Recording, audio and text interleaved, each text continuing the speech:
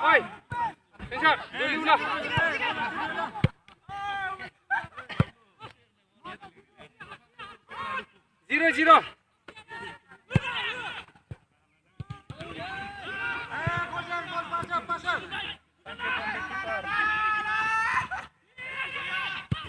दिनै डिमाकुसि स्टेडियामावहाय उदालगुरि जिल्ला दुलाराय बर' फरायसा आफादजों डिमाकुसि दखरा दुलाराय बर' फरायसा आफादजों 73थि भारत उदांस्रि सान बेजों लोब्बा लाखिनानै फ्रेन्डलि फुटबल मेच गेलेगासिनो दङ। दिनै जि फ्रेन्डलि फुटबल मेच बेयो जोबोद मोनसे ओंथि गोनां मानोना नैबे समावहाय फुटबला जिबायदि सारा बुहुमावनो जे मोनसे पपुलार जादों आरो बे हिसाबै जों भारतआवहाय जोङो नर्थ इस्टआव थानानै जोङो बर' फिसा हिसाबै जोङो फुटबलाव गोदोनिफ्रायनो एखुथा मोनसे जोंहा जायगा दङ। मानोना जोङो बांसिन बर' फिसाफ्रानो गामियाव थायो। जोङो उन्दैनिफ्रायनो नारें बल गेलेनाय बेबायदिनो गोबां खेलायाव लोब्बा गोनां बर' फिसाफोरा आरो फुटबला जोंनि जोनोमनिफ्रायनो गेलेबोनाय मोनसे खेला। बे हिसाबै सारा इन्डियायावनो नर्थ इस्टआव बर'फ्रा एखुथा मोनसे जायगा आवग्रिनानै दङ आरो बेबायदिनो जों नुनो मोनो दिनै इन्डियानि जे सिनियर टिम बेयावबो हलिचरन नार्जारी बिथाङा दंहैयो आरो आथिखालाव जोङो उदालगुरिनिफ्रायनो हरिसिंगानिफ्राय चन्दन बर' बिथाङा जार्मानाव कचिं लाहैदों। थ' बे गासै बिथिंखौ नोजोर होनानै फुटबला जोंनि बर' फिसाफोरनि मोनसे अनसायजानाय खोब पपुलार मोनसे खेला। बुहुमावनो जिहेतु पपुलार बर' फिसाफोरनिबो बे मोनसे पपुलार खेला जिहेतु बेवहाय जोङो बयबो गावखौ गोसो बाउसोमनायखौ जों नुनो मोनदों। थ' दिनै जोङो दुलाराय बर' फरायसा आफादा जोङो गासैबो बिथिङाव जांख्रिखांनाय मोनसे लाबोदों। थ' गेलेमुनिफ्राय लानानै सोलोंथाइनिफ्राय लानानै समाज फोसाबनायनिफ्राय लानानै आबाद बिथिं लानानै आरो लोगोसे जोङो जोंनि बे गासै बिथिंखौ जोङो बांसिन मोजाङै जोङो फोजौखांनो साबखांहोनो जोङो आलादा बड'लेण्ड जों आथिखालाव जों सोमावसारबाय थादों। थ' आलादा बड'लेण्डआ जुदि जाफुङोब्ला जोङो जोंनि जि गेलेमु बिथिंनिफ्राय लानानै हारिमु बिथिंनिफ्राय लानानै जोंनि सोलोंथाइ जोंनि रांखान्थि जोंनि समाजखान्थि जोंनि आबाद जिथिंबो जों साबखांहोनो हागोन। आरो दिनै बर'फोरा जि भारतआवहाय जि एखुथा मोनसे जायगा आवग्रिनानै दङ बेखौ जोङो बांसिन साबखांहोनो हागोन। जोङो उन्दै उन्दै फंबाय बिनानाव बिथांमोनखौ जोङो कचिं होनानै जोङो मोजाङै बिथांमोनखौ सेलेक्सन खालामनानै आन्डार 13, आन्डार 17, आन्डार 19 बेबायदिनो सिनियर टिमसिम जों लांनो हागोन आरो बेबायदिनो जोङो नेसनेल इन्टारनेसनेल जों गेलेगिरि जोङो सायख'नो हागोन। बिनि थाखाय दुलाराय बर' फरायसा आफादा खामानि मावबाय थादों। थ' जों उदालगुरि जिल्ला दुलाराय बर' फरायसा आफाद हिसाबै जोङो जोंनि गेलेनाय बिथिङावहाय जोङो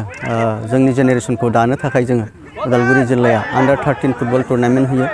देग्लाय 10थि जोङो बोसोर जोङो फालिफैबाय। थ' आरो फैबाय थानाय समावहाय जोङो बे बिथिंखौ जोङो बांसिन गोसो होनानै खामानि मावनायनि जोङो थांखि लादों। बेजों लोगोसे जोङो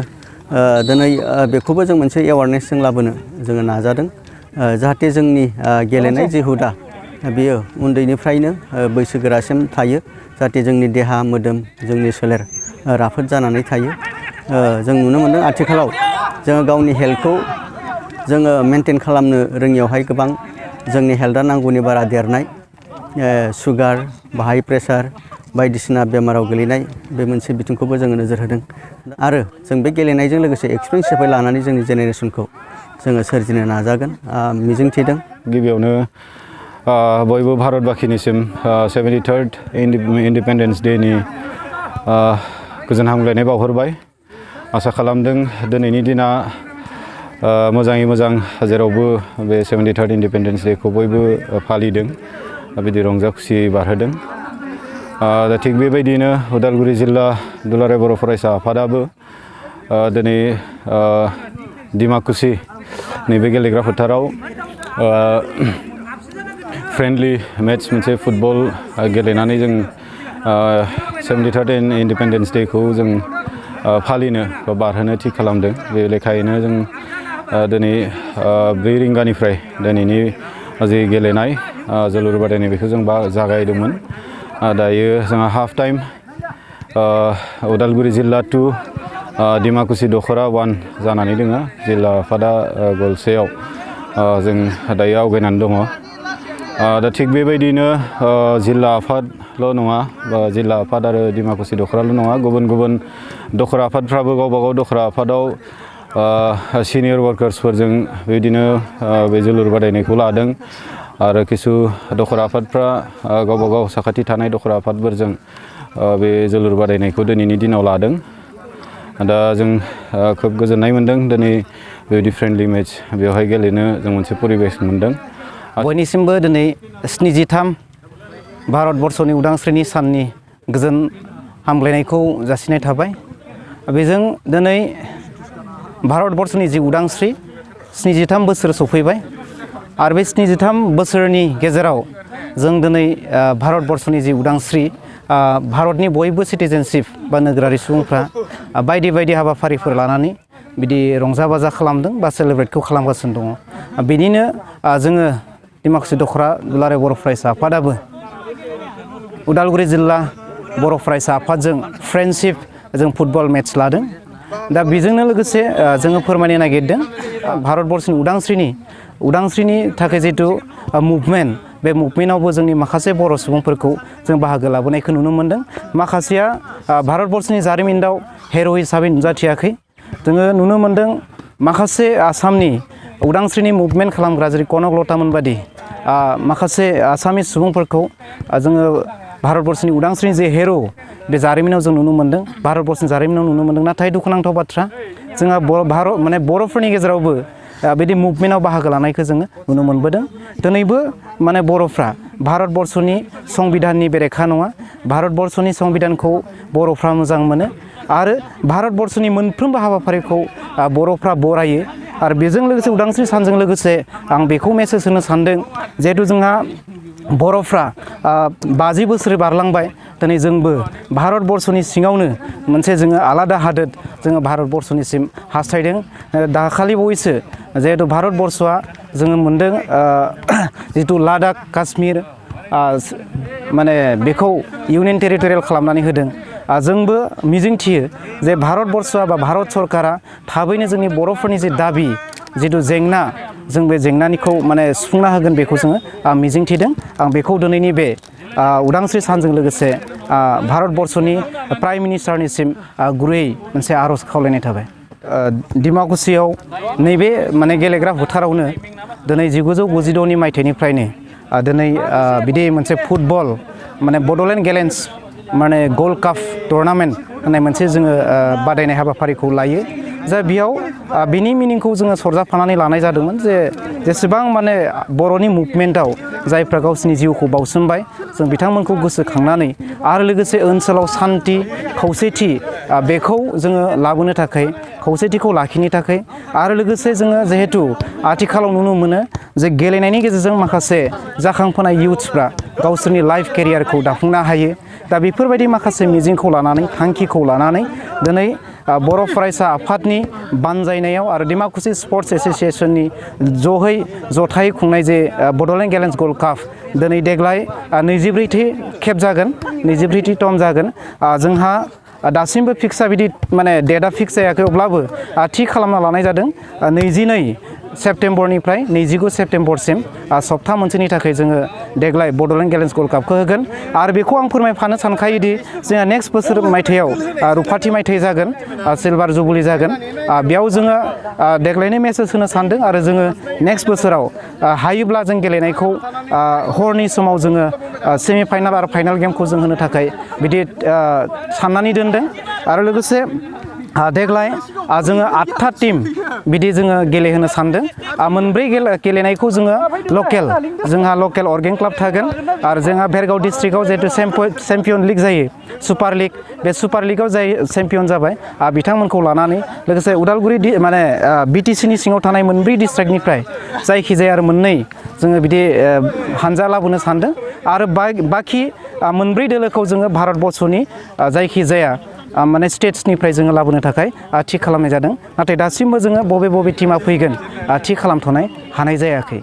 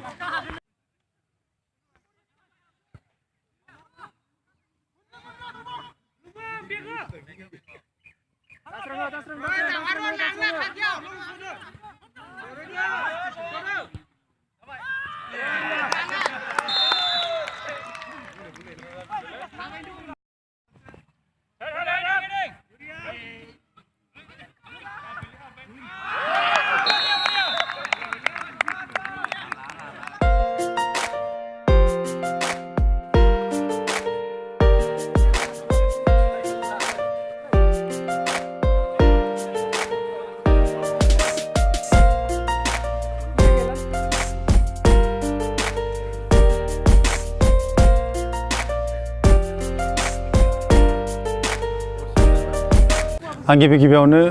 दिनैनि बे 73rd इन्डिपेन्डेन्स डे 15 आगस्टनि बिनि सुबिदायावनो दिनै उदालगुरि डिस्ट्रिक्ट दुलाराय बर' फरायसा आफादा डिमाकुसि आन्चलिक दुलाराय बर' फरायसा आफादजों मोनसे फ्रेन्डलि फुटबल मेट्च नांनाय जादों। दा दिनै बे गेमाव आं किपार हिसाबै गेम गेलेनो मोननानै आं खोब गावखौनो गाव मोजां मोनदों। बिनि सिगांनो आङो गासै रायजो राजाफोरनि सिगाङाव दिनै इन्डिपेन्डेन्स डेनि थाखाय आङो गोजोन हामलायनायखौ बावग्रोबाय। दिनै बे सुबिदायाव गेलेनाय फ्रेन्डलि गेमाव उदालगुरि डिस्ट्रिक्ट एबसुआ हिसाबै गल 4 सोनो हाबाय आरो डिमाकुसि दखरा एबसु हिसाबै गल 3 सोनो हाबाय। दा गलसेयाव देरहानाय बायदि आं बेखौनो बुंनानै आंनि बिबुंथिखौ बेखिनियावनो फोजोबबाय। दिनै जोङो भारत उदांस्रि सान 73थि उदांस्रि सान फालिनायजों लोब्बा लाखिनानै जे उदालगुरि जिल्ला दुलाराय बर' फरायसा आफादजों जोङो जे फ्रेन्डलि मेट्च गेलेनो मोन्दों। जोङो दखरा आफाद जानानै खोब गोजोननाय मोन्दों आरो जिल्ला आफादखौ जों दखरा आफादजों जे नैबे उदांस्रि सानजों लोब्बा लाखिनानै गेलेनो फैनायनि थाखाय गिबियाव आङो उदालगुरि जिल्ला दुलाराय बर' फरायसा आफादखौ साबायखर बावदों। गिबियावनो दिनैनि बे 73rd जि उदांस्रि सानखौ लोब्बा लाखिनानै गेलेनाय उदालगुरि जिल्ला आरो डिमाकुसि दखरानि गेजेराव जि गेलेनाय बे गेलेनाया बहुद मोजाङैनो जादों आरो दिनैनि बे गेलेनायाव आं जोबोद गोजोननाय मोन्दों। मानो होननानै बुङोब्ला फुटबला मोनसे मोजां देहानि थाखाय एक्सारसाइज, बिनि थाखायनो आं जोबोद गोजोननाय मोन्दों आरो लोगोसे जोंनि जिल्ला आरो दखरानि गेजेराव दि मोजां सोमोन्दो थालायो गेलेलायोब्ला थांलाय फैलाय कमिउनिकेसना एसे एखम्बा गोजान जाबाबो गेलेलायनायनि गेजेरजों जोंनि साननाय हनाय अनलायनाय आरो बुजिलायनाया साबसिन जायो। आङो बेखौनो बेबायदि अरायबो थाथों होननानै आङो कामना खालामो आरो आंनि सानस्रि आरो मोन्दांथियाव आं बेखौनो बुंनो नागिरो दिनै गाबोन जोंनि गेजेराव जोलुर गेलेनाया जोबोद खम जाबाय। मानो होननानै बुङोब्ला फ्राय जोङो नुयो उन्दै गथ'फोरखौ दायो फुटबल गेलेनायाव बिजि थानाय नुला। मोनफ्रोमबो गामियावनो मबाइलाव गेम गेलेनायावनो गासैबो गथ'फोरखौ जोङो बेस्थ' थानाय नुनो मोनो। बियो बुंनो थाङोब्ला मोनसे जोंनि थाखाय साननो गोनां। एसे बावैसो सिगां जों मख'नो गोनां जेब्ला जोंनि गेजेराव ISL जादोंमोन जोंनि भारत हादराव, अब्ला जोंनि गेजेराव दुर्गा बर' आरो लोगोसे हलिचरन नार्जारी आरो लोगोसे जोंनि उदालगुरि हालामनिनो सासे मुंदांखा चन्दन बर' बिथाङाबो जार्मानियाव गेलेनानै बर'नि नामखौ मुंदांखा खालामनो हादोंमोन। बियो बुंनो थाङोब्ला साफ्रोमबो बर' माहारिखौ एसे गोजौ थासारियाव बल गेलेनाय मानसिखौ थुलुंगा होदोंमोन होननानै आं सानो। नाथाय दिनै गाबोन जोंनि गेजेराव सरकारा जेरैबायदि हेफाजाब होनांगौ बेखौ जों नुवाखै। मानो होननानै बुङोब्ला मोनफ्रोमबो गामियावनो गेलेनायनि थाखाय फिल्ड दंबाबो फिल्डफ्राव जेरैबायदि हमना ला जोंनो रेजिस्टार क्लाब दंबाबो बिथांमोना जोंनो फुटबल जरासेबो होफेरा आरो लोगोसे जोंनो जि हमना ला हाग्रा दानस्रांनायनि थाखाय जि मोनो बेखौबो होआ आरो लोगोसे बेफोरनि अनगायैबो जोंहा माखासे खुदियाफोर थायो जाय खुदियाफ्रा गावनि बुट जरासे बायना लानो हाया। बेफोरनि थाखायबो सरकारा बा लकेलनि जि MLA EM GM बिथांमोना दिनैसिम रावबो जेबो जोंनि गेजेराव अनसुंथाइ होनाय बेखौ जों नुनो मोनाखै। आं सानो बिनिखायनो जोंनि गेजेराव जि रोंगौथि सुबुं दङ, गामिखौ मोजां मोनग्रा, समाजखौ मोजां मोनग्रा आरो हारिखौ मोजां मोनग्रा बिथांमोनहानो जोंनि बे इयुन जोलैखौ उन सिगां नायनानै जाय एसे गेलेनो रोंनाय बिथांमोनखौ जोङो मोजां कचिं होनांगोन आरो जाय बिथांमोनहा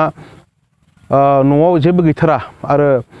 हमना ला साप'ज कचिं मोनबाय गोजानाव माने दोनहरनो हाया बेबायदि सुबुंखौ जोंनि जाय वेल विजार बिथांमोनानो माने बिथांमोनाव अनसुंथाइ होनानै जोङो बिथांमोननो मोजां मोनसे खाबु होनांगोन आरो